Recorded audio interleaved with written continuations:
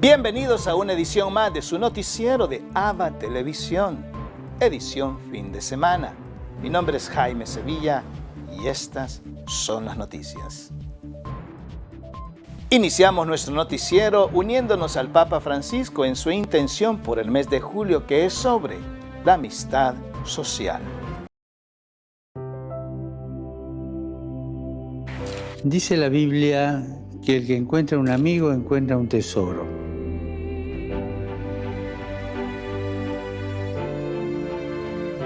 Me gustaría proponer a todos ir más allá de los grupos de amigos y construir la amistad social, tan necesaria para la buena convivencia. Reencontrarnos especialmente con los más pobres y vulnerables.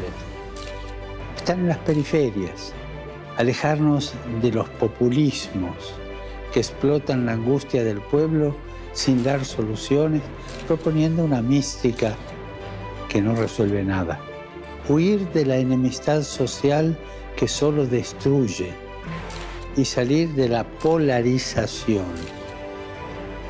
Y esto no siempre es fácil, especialmente hoy, cuando una parte de la política, la sociedad y los medios se empeñan en crear enemigos para derrotarlos en un juego de poder. El diálogo es el camino para mirar la realidad de una manera nueva, para vivir con pasión los desafíos de la construcción del bien común. Recemos para que en situaciones sociales, económicas, políticas conflictivas, seamos arquitectos de diálogo, arquitectos de amistad, valientes y apasionados, hombres y mujeres que siempre tiendan la mano y que no creen espacio de enemistad y de guerra.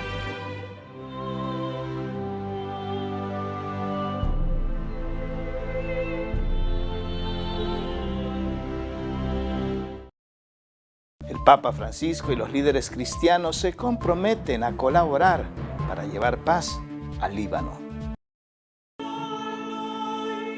Después de un día con 3 largas reuniones a puerta cerrada, el Papa y los representantes de 9 iglesias cristianas del Líbano tuvieron un encuentro ecuménico para pedir juntos perdón a Dios y para rezar por la paz y la estabilidad. Rezaron en árabe, en armenio o en siríaco.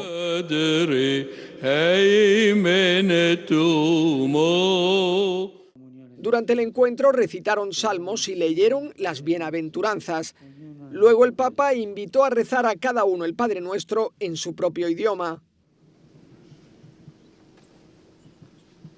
Padre nostro.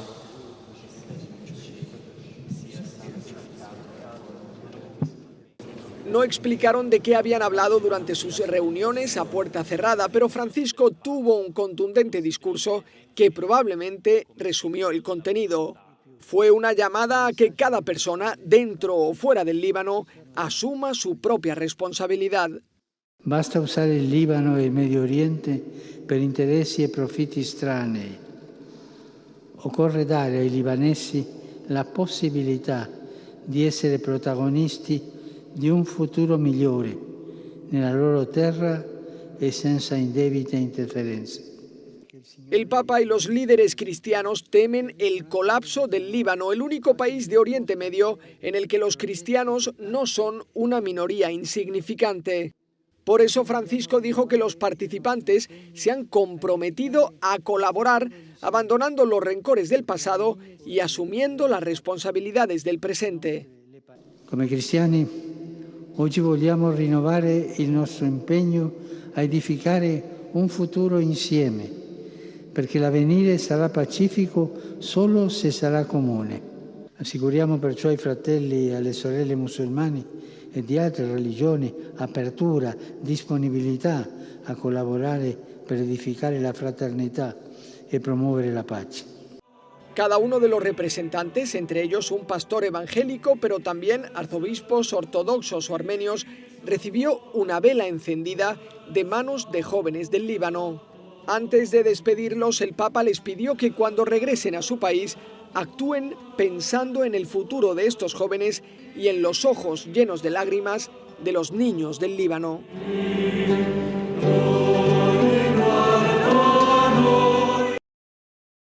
Ahora llevamos hasta sus hogares los 7 días con el Papa Francisco, en donde hacemos un repaso de sus actividades de la semana.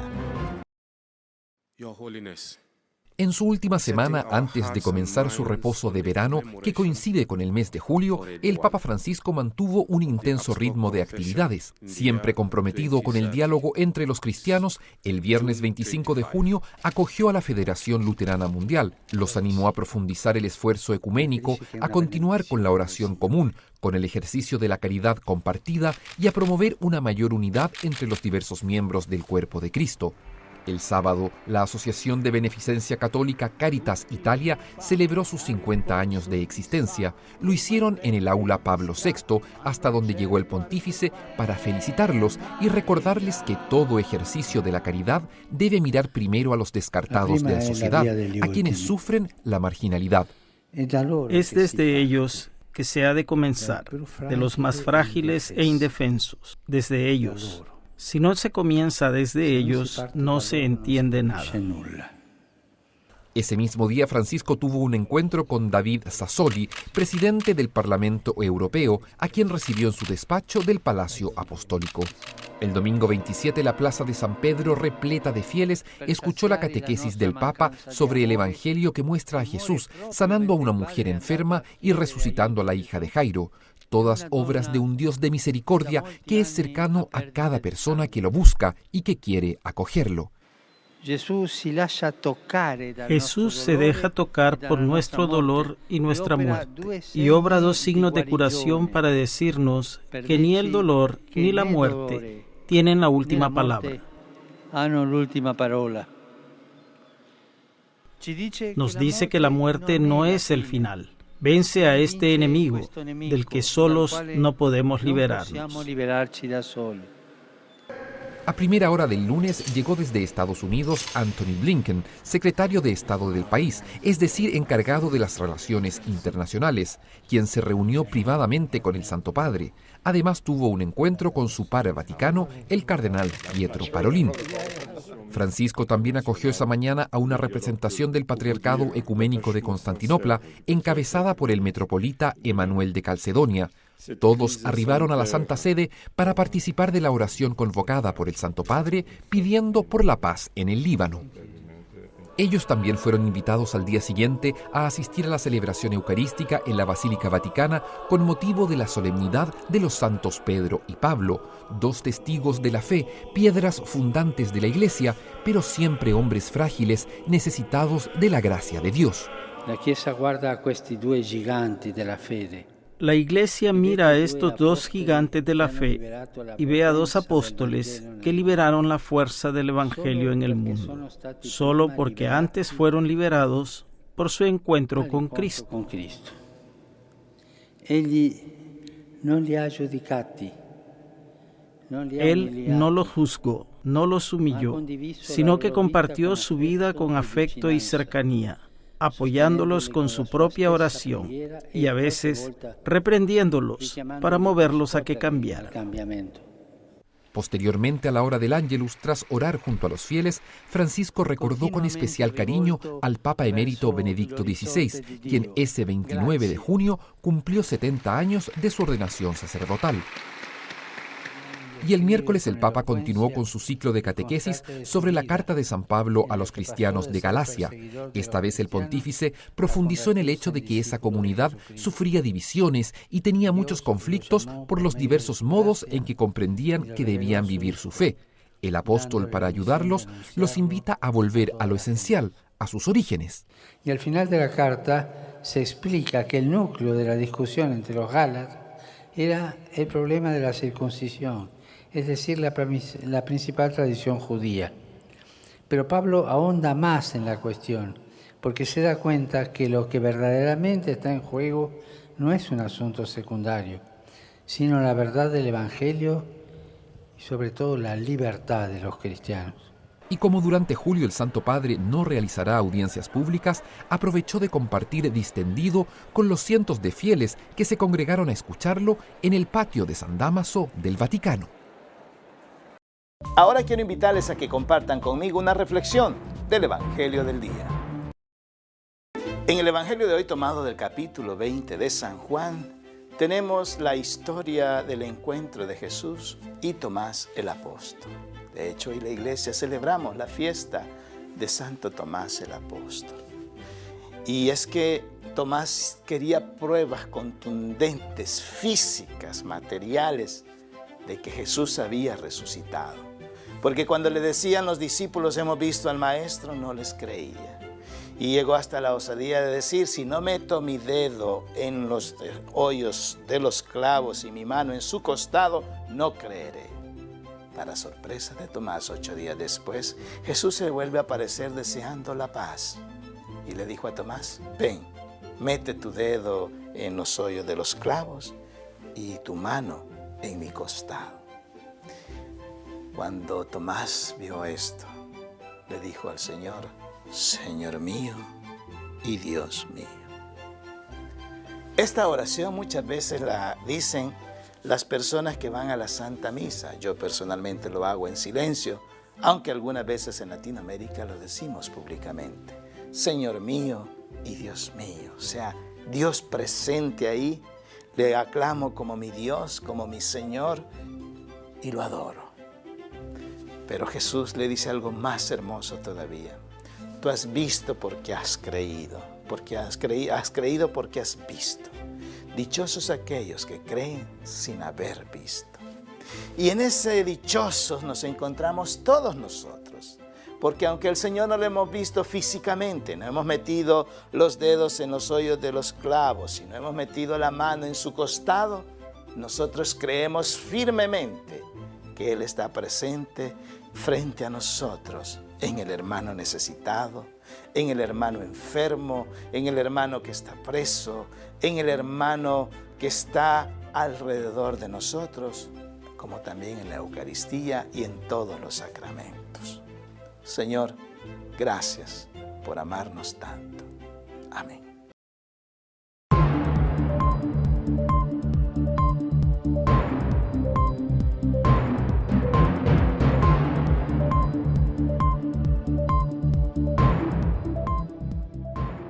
El Papa Francisco presenta la reforma extraordinaria para el Congreso número 10 de la familia a realizarse en la ciudad eterna, Roma. Cari fratelli e sorelle, il prossimo incontro mondiale delle famiglie si terrà a Roma nel giugno 2022. Il tema dell'incontro sarà l'amore familiare, vocazione e vita di santità. Dopo il rinvio di un anno dovuto alla pandemia, il desiderio di rivederci è grande. Nei precedenti incontri la maggior parte delle famiglie restava a casa e l'incontro veniva percepito come una realtà distante, al più seguita in televisione o sconosciuta alla maggior parte delle famiglie. Questa volta avrà una formula inedita.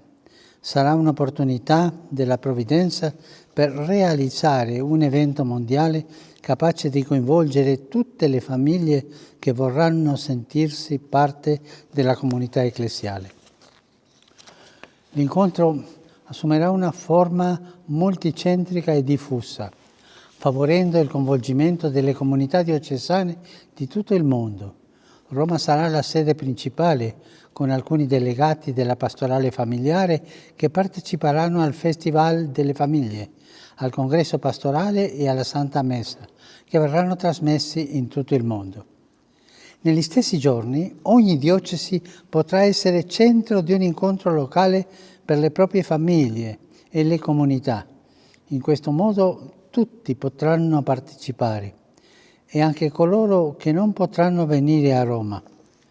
Laddove sia possibile, invito perciò le comunità diocesane a programmare iniziative a partire dal tema dell'incontro, utilizzando i simboli che la diocesi di Roma sta preparando.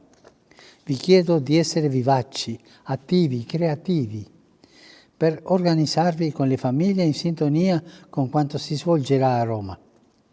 Si tratta di un'occasione preziosa per dedicarci con entusiasmo alla pastorale familiare, sposi, famiglie e pastori insieme. Coraggio dunque, cari pastori e care famiglie, aiutatevi a vicenda per organizzare incontri nelle diocesi e nelle parrocchie di tutti i continenti. Buon cammino verso il prossimo incontro mondiale delle famiglie e non dimenticatevi di pregare per me. Grazie. El gobierno de Colombia suspende la búsqueda de la monja secuestrada en Mali. Este es el último vídeo que se conoce de la hermana Gloria Narváez. La religiosa fue secuestrada el 7 de febrero de 2017 en Mali y hay pocas noticias de ella. Las últimas noticias de la hermana fueron una carta que me escribió el CRI, la Cruz Roja Internacional. Me la escribió ahora en mayo y diciendo que ella estaba bien de salud, que se encuentra bien de salud, pero que la cambiaron de grupo a raíz de la liberación de la francesa Sophie Petroni. Entonces la mandaron a otro grupo más lejos, pero que se encuentra. Edgar Narváez pide al mundo que se movilice para salvar a su hermana. Lo poco que se sabe de esta monja enfermera de la Congregación de las Hermanas Franciscanas de María Inmaculada es que Al-Qaeda la entregó a un grupo llamado Apoyo a los Musulmanes. El gobierno de Colombia retomó las negociaciones en marzo, pero pocas semanas después se interrumpieron de forma inesperada. Estuvieron en marzo, abril, mayo, un mes y medio, cuando me llama el capitán y me dice, profe, nos regresamos a Colombia. ¿Por qué? Ni idea. ¿Quién dio la orden? No se sabe. El cese de la búsqueda preocupa a su familia y a la congregación, pues la monja de 59 años ya lleva 4 años y medio de cautiverio y su salud se ha deteriorado. Y esta es una forma que nos están viendo en todo el mundo para que el gobierno nacional se dé cuenta acá en Colombia que la hermana quedó sola, totalmente sola y abandonada, y estamos esperando pues solamente la oración de ustedes y el Todopoderoso para que la liberen. La familia de la religiosa no pierde la esperanza porque en octubre del año pasado un grupo terrorista del mismo país liberó al misionero italiano Luigi Macalli, que llevaba 2 años secuestrado. El Papa Francisco le dice a los empresarios, inviertan en el bien común, no lleven su dinero a paraísos fiscales. Queridos hermanos y hermanas, Francisco envió este mensaje a los participantes en el encuentro anual de la Asociación Cristiana de Dirigentes de Empresa. Uno de los fundadores de este grupo de empresarios argentinos es Enrique Sau, a quien el Papa Francisco declaró venerable en abril. Tengo aquí el programa del encuentro de ustedes y no puedo dejar de lado la alegría que tuve poco tiempo atrás a firmar la virtud heroica de Enrique Shaw. Como el lema del encuentro era hacia un capitalismo más humano, Francisco insistió en apostar por una economía ética que pasa por la responsabilidad individual de cada empresario. Invertir en el bien común no es esconder la plata en los paraísos fiscales. Invertir. La inversión es dar vida, es crear, es creativa. Saber invertir, no esconder. Esta asociación tiene 2 objetivos: fomentar la responsabilidad empresarial según valores cristianos y promover el compromiso social. Ahora nos vamos a Sudamérica, donde nos recibe nuestro amigo el Padre Manuel Rodríguez, misionero claretiano de nuestra cadena hermana JN19 Televisión, quien nos ha preparado un reportaje especial sobre lo que acontece en el Perú. Reporta para la cadena de televisión ABBA y JN19 del Perú el Padre Manuel Rodríguez, misionero claretiano desde Lima. Varios puntos hoy a resaltar. Primero, ha sido aprobada la ley del cáncer, por la cual todos los enfermos oncológicos tienen que tener gratis toda la medicación, toda la hospitalización. Una ley muy importante, muy necesaria. Felicitaciones. Segundo, el presidente Sagasti ya ha firmado la ley de Sistema Nacional de Ciencia y Tecnología. Se necesita avanzar en la ciencia y la tecnología para vencer tantos males que hay en el mundo. Felicitaciones también. Tercero, el Consejo de Ministros ha dicho que es improcedente la carta o la súplica que ha hecho Keiko para que la OEA haga una auditoría sobre las elecciones. Cuarto, todavía hay mucha gente que no ha cobrado el bono universal de 600 soles. Pueden hacerlo, pueden informarse por la página web o también pues llamando al número 101. Quinto, a partir del nuevo gobierno va a tener a su disposición 50 millones de vacunas. Esto es lo que va a dejar este gobierno para continuar la lucha contra el coronavirus. 50 millones de vacunas que ya están contratadas. Sexto, las personas que hayan tenido COVID o coronavirus no pueden todavía vacunarse hasta que pasen 90 días.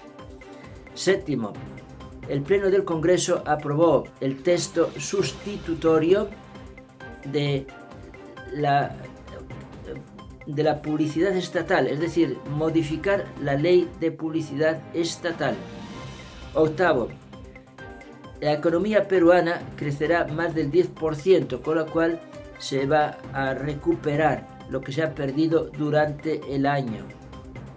Noveno, en Loreto, en Iquitos, en toda esa zona amazónica, este domingo van a ser vacunados más de 100.000 miembros de las comunidades nativas. Es un avance porque ha habido bastante resistencia entre las comunidades nativas a la vacuna. Felicitaciones. Décimo, empresa venezolana Polar está estableciendo operaciones comerciales en Perú y también en Ecuador y en Chile, en un propósito de expansión comercial. Undécimo, el Congreso ha determinado que la jubilación anticipada tiene que ser no antes de los 50 años. 12.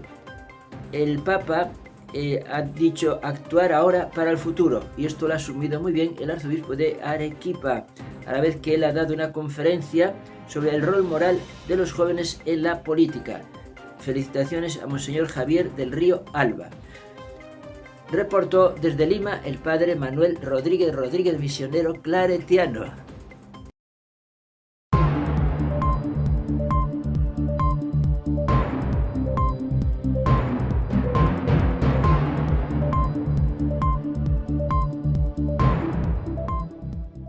Nos vamos a El Salvador. Nuestros amigos de audiovisuales de la UCA nos presentan una nota sobre la lista Angel que reveló Estados Unidos. El Departamento de Estado de los Estados Unidos ha revelado la primera parte de la lista Angel, donde figuran personas que han sido señaladas de corrupción, abuso a derechos humanos o por realizar acciones que debilitan la democracia. La primera nómina incluye a personas que ocupan importantes cargos en el gobierno actual. Estos son Conan Castro, señalado por debilitar las instituciones democráticas al participar o ayudar en la destitución de magistrados de la Sala de lo Constitucional y del Fiscal General. Carolina Recinos, por hacer mal uso de los fondos públicos para beneficio personal. Rolando Castro, señalado por debilitar la institucionalidad democrática al intentar dañar a la oposición política. Osiris Luna Mesa, señalado de actos de corrupción en contratos gubernamentales y sobornos. También aparecen los exfuncionarios de la administración Bukele, Pablo Anliker y Rogelio Rivas, ambos señalados de malversar fondos públicos para su beneficio personal. La lista también comprende a funcionarios y exfuncionarios del Partido Arena, como Walter Araujo, quien fue presidente del Tribunal Supremo Electoral. Araujo, actual miembro del Partido Nuevas Ideas, es señalado de socavar las instituciones democráticas al convocar a la insurrección contra la pasada Asamblea Legislativa y amenazar a candidatos políticos. Ezequiel Milla, exalcalde de La Unión, es señalado de la venta de la isla Perico a empresarios de China a cambio de beneficios personales. Carlos Reyes, diputado por Cabañas, aparece señalado de obstruir investigaciones sobre corrupción al influir en el proceso de selección de magistrados de la Corte Suprema de Justicia. Luis Guillermo Wellman, magistrado del Tribunal Supremo Electoral, se le acusa de alterar procesos electorales para beneficio propio. Del partido FMLN aparece José Luis Merino, exsecretario general del FMLN, acusado de sobornos y de participar en el blanqueo de capitales. Cifrido Reyes, exdiputado y expresidente de la Asamblea Legislativa, es señalado de corrupción, fraude y malversación de fondos públicos.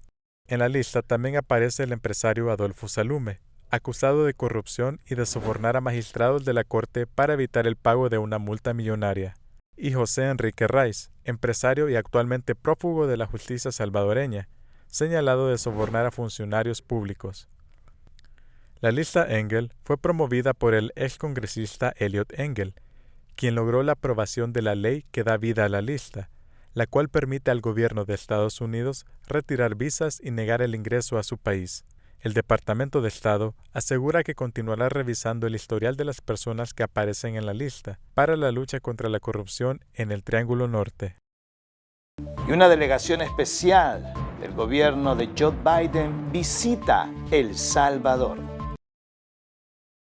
Una delegación de funcionarios estadounidenses de alto perfil arribó a El Salvador el 29 de junio, en el marco de una gira que incluye también a Paraguay y Panamá.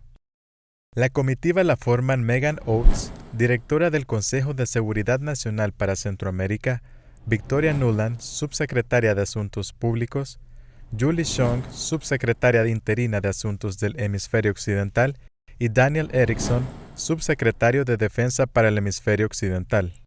Según la encargada de negocios de Estados Unidos en nuestro país, Jen Mains, esta visita demuestra la prioridad que representa la relación entre Estados Unidos y El Salvador, y se da en el marco de las tensas relaciones entre ambos países, luego que el 1 de mayo del presente año, el partido del presidente Nayib Bukele destituyó a los magistrados de la Sala de lo Constitucional de la Corte Suprema de Justicia y al fiscal general, acciones que contribuyen al debilitamiento institucional del Estado de Derecho. La creación de oportunidades para frenar la migración irregular hacia Estados Unidos también es un punto en la agenda. Según Mains, es un momento especial que la región puede aprovechar para el movimiento de cadenas de suministro que atraen buena inversión y buenos empleos. Sin embargo, asegura que esto depende de la seguridad jurídica. Por otro lado, Estados Unidos está a punto de revelar la llamada lista Engel, en la que aparecerán nombres de personajes vinculados a casos de corrupción, abuso a los derechos humanos y aspectos que marcan retrocesos a la democracia en el llamado Triángulo Norte, formado por Honduras, Guatemala y El Salvador. Hoy la Iglesia celebramos la fiesta de Santo Tomás Apóstol. Conozcamos un poco más de su historia. Tomás, abatido por su propia cobardía que lo llevó a huir del huerto de los olivos cuando prendieron a Jesús, deambulaba por las calles de Jerusalén y su confusión interior se acrecentaba en la medida en que escuchaba los comentarios callejeros que apuntaban hacia la falsedad de ese supuesto Mesías recién crucificado que no actuó como el libertador político y religioso que esperaban, y por eso Jesús de Nazaret, según los fariseos, se sumaba a la larga lista de impostores que durante varios siglos agitaron las ansias de libertad y las esperanzas de los israelitas, siempre oprimidos por diversos imperios. Pues influido por esos rumores, Tomás se sentía abrumado por el dolor. Entretanto, los otros 10 apóstoles a quienes ya Jesús se les había aparecido, lo buscaban afanosamente hasta que lo encontraron vagando por los alrededores del templo, pero al verlo se alegró y partió con ellos hacia el cenáculo. En el camino le dijeron: hemos visto al Señor. Y Tomás respondió: si no veo en sus manos la señal de los clavos, y no meto mi dedo en el lugar de los clavos, y la mano en su costado, no lo creo. 8 días después, cuando oraban encerrados, de nuevo Jesús se manifestó y lo retó: trae tu dedo aquí y mira mis manos, trae tu mano y métela en mi costado, y no seas incrédulo, sino creyente. Y Tomás, visiblemente anonadado, pero feliz, lanzó la más profunda profesión de fe del cristianismo: Señor mío y Dios mío. y con esa confesión desaparecieron todas sus dudas para siempre. Tomás, un robusto marinero llamado a menudo Dídimo, que es el equivalente de gemelo en griego, que poseía el pragmatismo elemental de un buen pescador habituado a contar peces y a interpretar la dirección de los vientos y la proximidad de las tempestades, dejó a un lado su lógica cuando Jesús lo invitó a formar parte de su grupo. Lo siguió durante los 3 años de su vida pública y lo amó incondicionalmente, aunque a veces no entendiera el mensaje.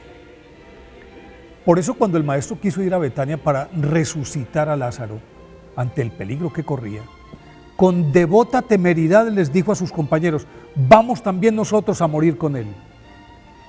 Y luego, cuando en la última cena Jesús les dijo: ya sabéis el camino para ir a donde yo voy, Tomás, siempre inquisitivo, le preguntó: Señor, no sabemos a dónde vas, ¿cómo vamos a saber entonces el camino?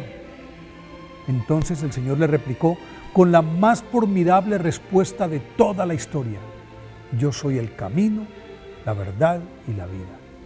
Nadie va al Padre sino por mí. Después de despejar todas sus dudas, Santo Tomás emprendió su evangelización por los caminos de Persia y de la India, y según cuenta la tradición, su labor apostólica, que se extendió hasta Pakistán, terminó en la ciudad de Calamina, en la que, después de catequizar a la esposa y al heredero del rey, fue martirizado por orden de ese iracundo soberano y, traspasado por las lanzas de sus esbirros, murió el 3 de julio del año 72. Pero su sacrificio no fue en vano, porque aún hoy, en todos esos países, lo reconocen como el apóstol del Oriente, y a sus fieles se les llama los cristianos del apóstol Santo Tomás. Por eso hoy, día de su festividad, pidámosle a Santo Tomás Apóstol, el único mortal que pudo tocar el cuerpo del resucitado. Pidámosle a ese Señor, a Santo Tomás, que nos enseñe a fortalecer nuestra fe a tal grado que podamos decirle a nuestro Señor Jesucristo, con su misma convicción y sinceridad: Señor mío y Dios mío.